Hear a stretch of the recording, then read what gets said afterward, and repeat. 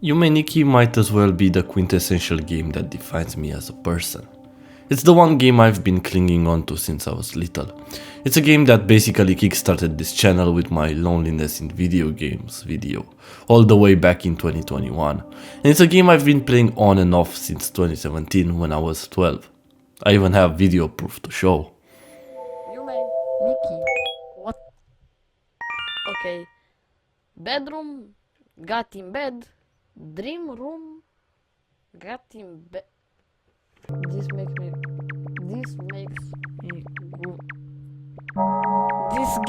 gives me goosebumps. Something's not right. I have a feeling this ain't right. No. Not for me.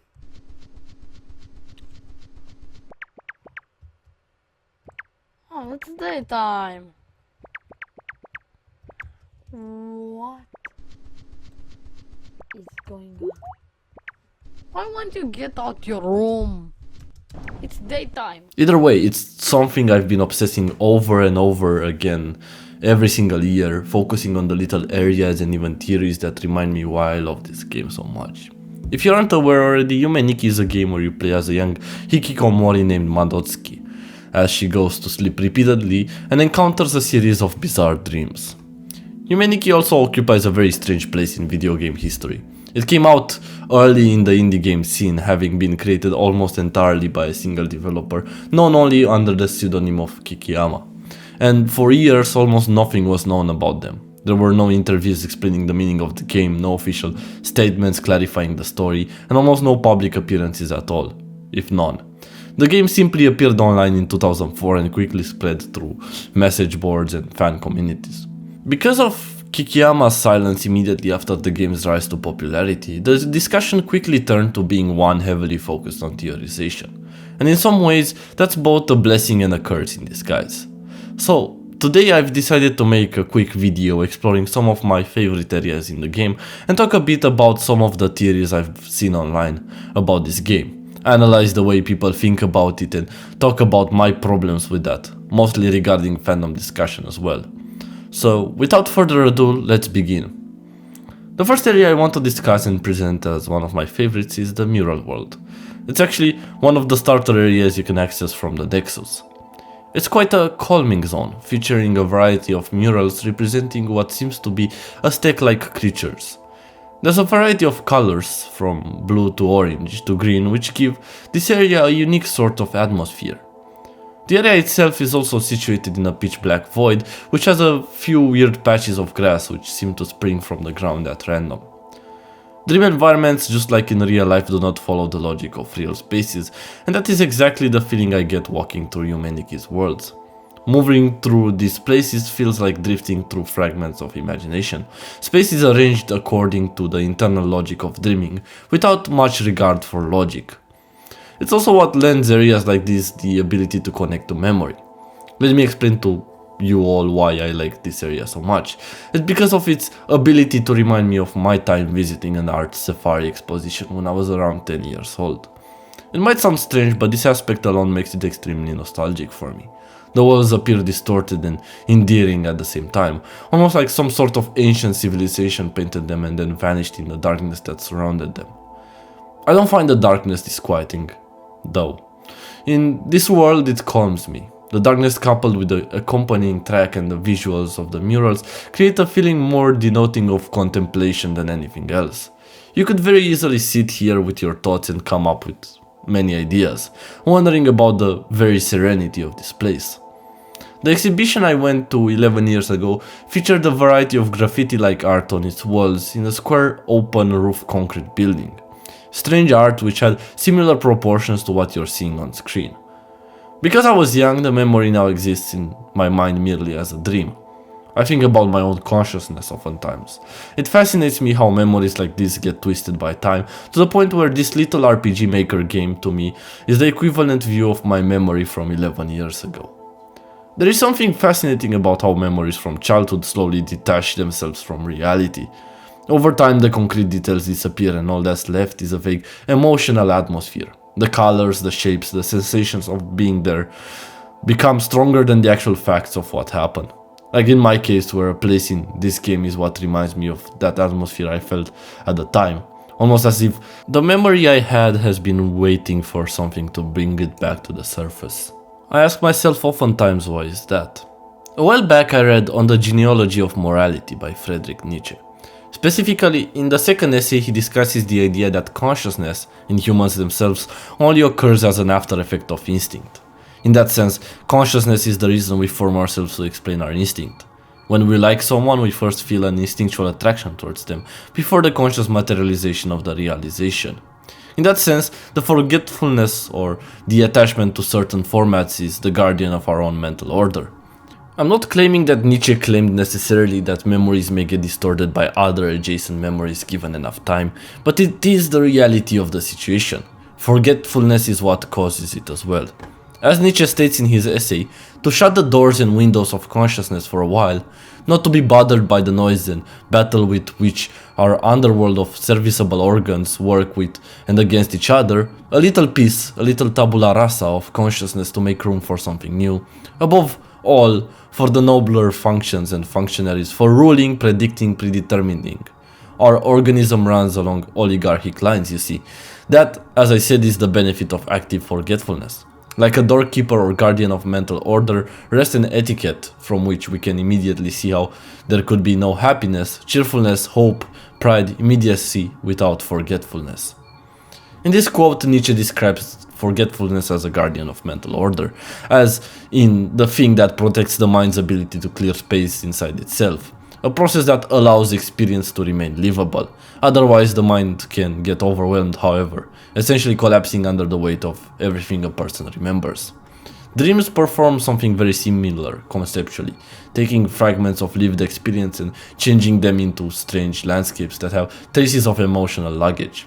Walking through Yume Nikki gives me the same impression, as if I'm moving through pieces of a mind rearranging its own memories, trying to scramble to make sense of it all.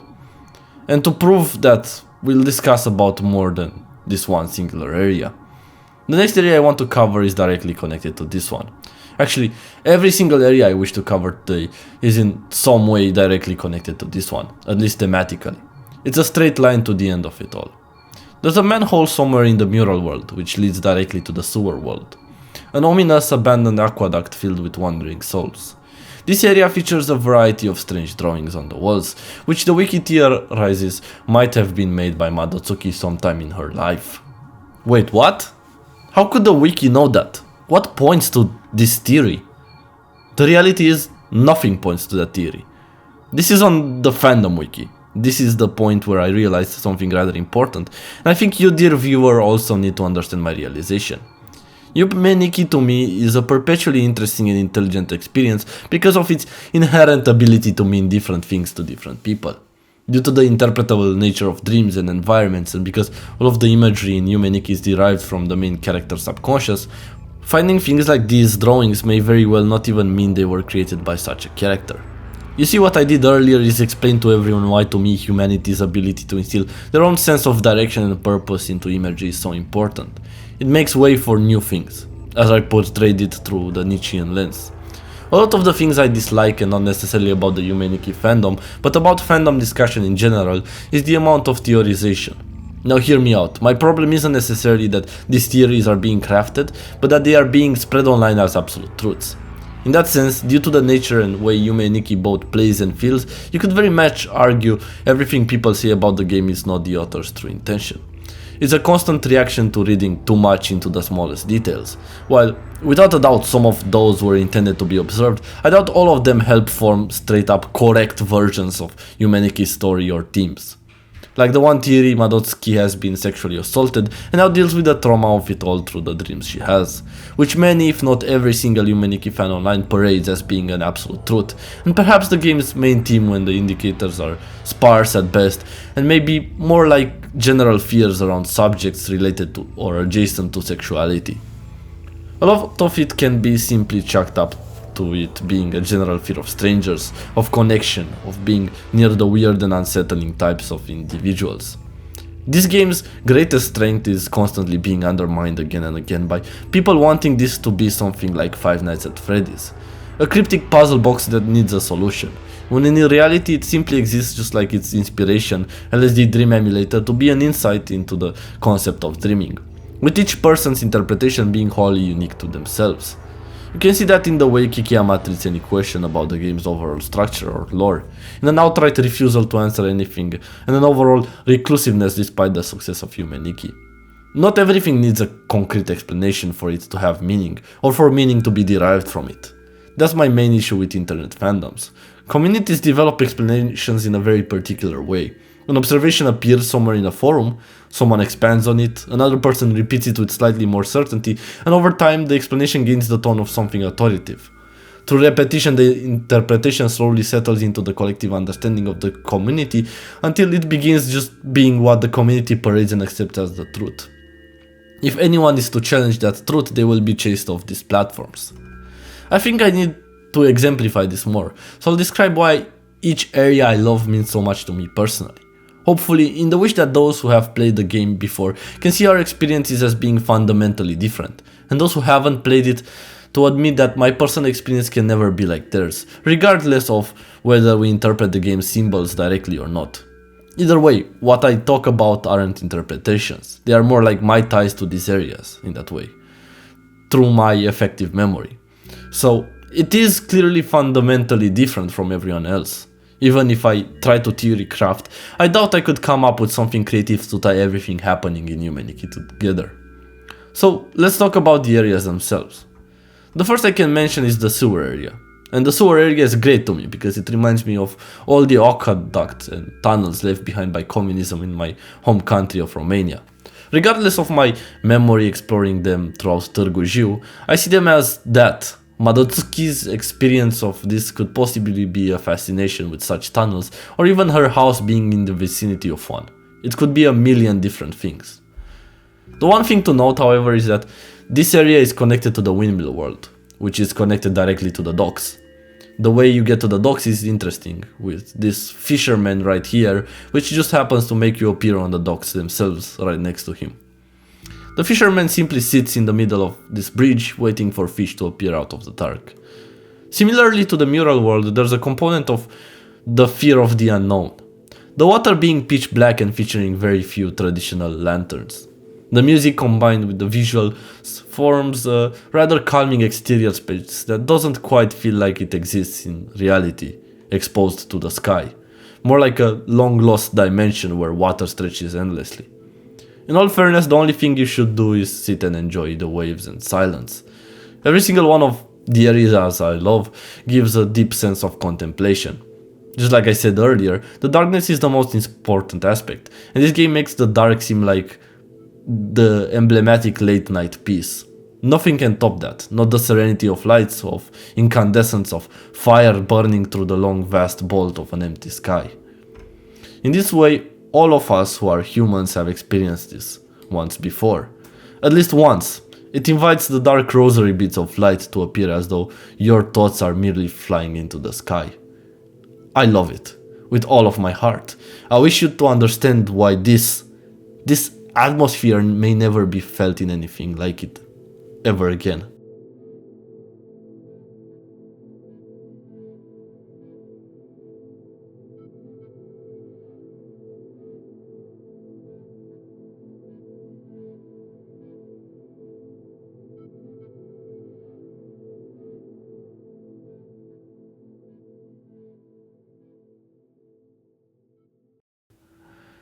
My most favorite area of all time is the park, accurately named the Sky Garden. It's an elevated region above an unsurmountably long and empty wasteland. It's where the scorch of the earth has taken it and whipped over and over, covering it in strange extraterrestrial plants. There sits in the middle of it one pyramid. Climbing it brings you to a park. The park is covered in grass with light poles all over the place. Arriving at the rightmost side, you find 3 people overlooking the city lights, all enjoying and grasping the same view, yet none of them internalize it the same. In my perception, one sees the power of humanity, one the cruelness of dying nature, and one the fear that it might expand further. Yet the moment retains its eternal quality, its eternal wish to see this view again. From afar, all of the lights represent a person's life.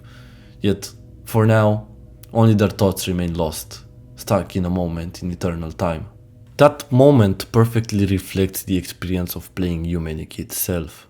3 people can stand in the same place, looking at the same lights, yet each of them carries a completely different meaning away from the moment. That is interpretation at its most human level, at a level in which meaning can appear in the relationship between the viewer and what they are seeing.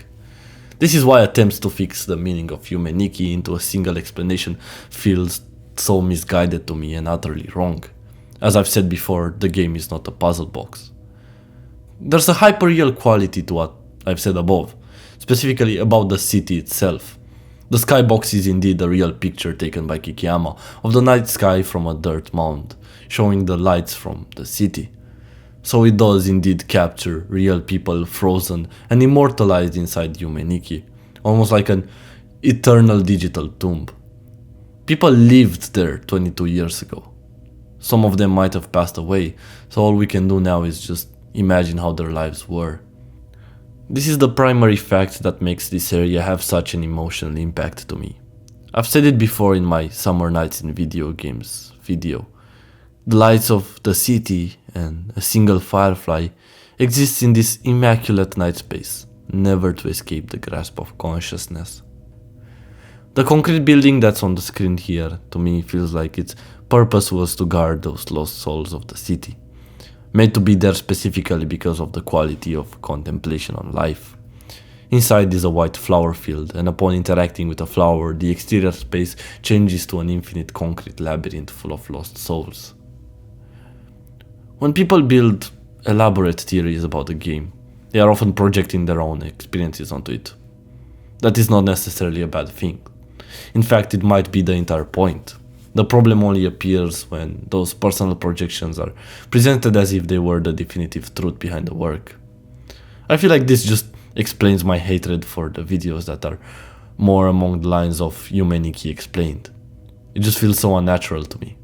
There's no other way to put it. I appreciate seeing every single version of someone's interpretation. It's just that the collective interpretation to me feels like it loses the point. My wish for this video wasn't to have a fight in the comments or have a bunch of keyboard warriors argue about the idea of interpretation itself or about my reading of Nietzsche. It's essentially to make all of you want to play or replay Yume Nikki, one of my favorite games of all time. To go back to all of these areas I've been to today, to look at my bare feelings and tell me how you feel about each area. How is what you see different than the mirror I do? To walk through a dark corridor, to stand on a bridge over black water, to watch distant city lights from a silent garden in the sky. These places Kikiyama made, they weren't made for Madotsuki's eyes, or for any person in particular. They are experiences external to the game, those denoting of Kikiyama in some ways, made for whoever happens to be wandering through them at that moment. Just like memories, just like dreams, they take on the shape of whoever is experiencing them. And maybe that is why I have kept returning to this game for so many years. Not because I want answers, but because every time I come back, the dream feels slightly different, diluted by mine or your memory.